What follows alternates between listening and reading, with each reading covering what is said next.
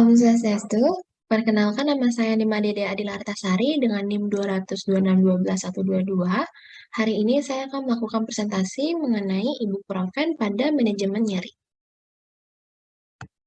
Ibuprofen merupakan obat antiinflamasi non-steroid yang dengan turunan asam propionat yang memiliki efek antiinflamasi, analgesik, dan antipiretik, di mana bekerja menghambat dari COX-1 maupun COX-2.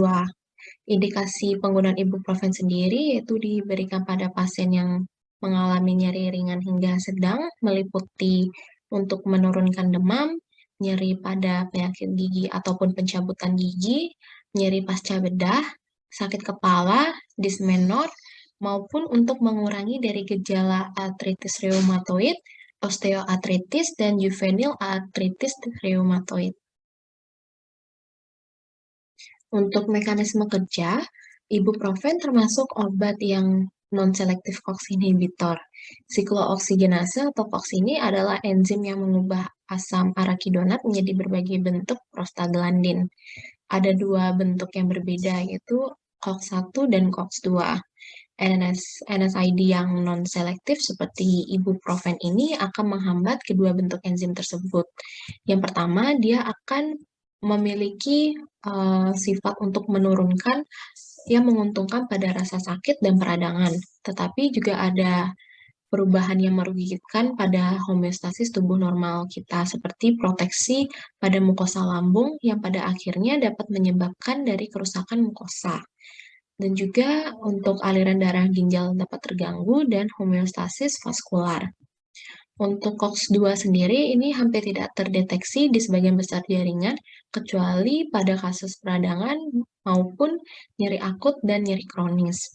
Peran utama dari COX-2 ini akan menghasilkan prostaglandin di tempat yang mengalami peradangan.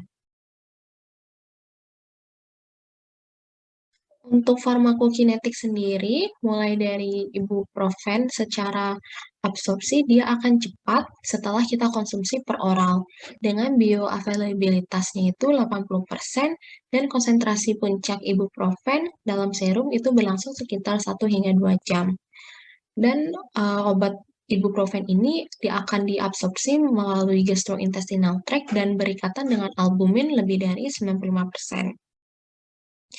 Untuk metabolisme, ibuprofen ini akan cepat dimetabolisme di dalam hati dan akan menghasilkan metabolit-metabolit lain seperti asam propionik fenil hidroksimetilpropil dan asam propionik fenil karboksipropil. Untuk ibuprofen sendiri, ini akan didistribusikan ke seluruh jaringan tubuh, terutama terkonsentrasi dalam cairan sinovial. Keberadaan obat ibuprofen dalam cairan sinovial ini lebih banyak daripada di dalam plasma. Untuk ekskresi ibuprofen sendiri akan lengkap dalam waktu 24 jam dan diekskresikan dalam bentuk urin. Dosis obat. Sebaiknya untuk mengonsumsi dari ibuprofen ini diminum setelah makan. Dan dosis yang dapat diberikan pada orang dewasa yaitu 200 hingga 250 mg 3-4 kali sehari. Pada anak-anak yang usia 1 hingga 2 tahun, dosis pemberiannya 50 mg 3-4 kali sehari. Lalu pada anak-anak 3-7 tahun dengan dosis 100-125 mg 3-4 kali sehari. Dan pada anak-anak 8 hingga 12 tahun diberikan dengan dosis sama dengan dewasa, yaitu 200 hingga 250 mg 3-4 kali sehari. Dan perlu diketahui bahwa ibuprofen ini tidak boleh dipergunakan pada anak-anak yang berat badannya kurang dari 7 kilo. Dan pada penyakit osteoartritis maupun artritis reumatoid bisa diberikan ibuprofen dengan dosis 1.200 hingga 1.800 mg 3 kali sehari pada eksaserbasi akut, dengan dosis maksimum yaitu 2.400 mg per hari. Jika kondisi sudah stabil, selanjutnya dosis akan kita kurangi hingga dosis maksimum per harinya itu 1.800 mg. Untuk efek samping, bisa yang umum, tidak umum, maupun jarang. Untuk yang umum bisa mengalami dispepsia. Dispepsia itu merupakan sindrom klinik dengan beberapa penyakit saluran cerna seperti adanya mual muntah, kembung, nyeri ulu hati, sendawa, rasa terbakar, rasa penuh di ulu hati setelah makan, dan cepat merasakan kenyang.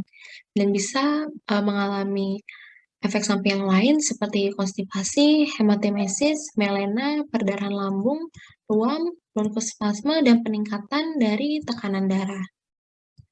Selanjutnya, yang tidak umum yaitu bisa mengalami ulkus mulut. Dan karena ibuprofen ini memiliki analgetik antipiretik yang menghambat dari enzim COX, sehingga akan menyebabkan iritasi pada lambung dan lebih parahnya lagi bisa menyebabkan ulkus gaster atau ulkus lambung apabila dikonsumsi dalam jangka panjang. Dan juga bisa menyebabkan gastritis, hepatitis, gangguan fungsi hati, gagal ginjal. Dan untuk yang jarang bisa mengalami erythema multiforme, sindrom Stevens-Johnson, nekrolisis epidermal toksik, gagal jantung, infark miokard, dan hipertensi. Untuk interaksi dengan obat lain seperti obat NSAID lain yaitu aspirin, lalu antikoagulan seperti warfarin maupun heparin, kortikosteroid seperti prednison dan dexamethasone, dan obat-obatan SSRI seperti fluoxetine dan sertralin itu akan meningkatkan risiko ulcerasi gastrointestinal, perforasi, dan perdarahan.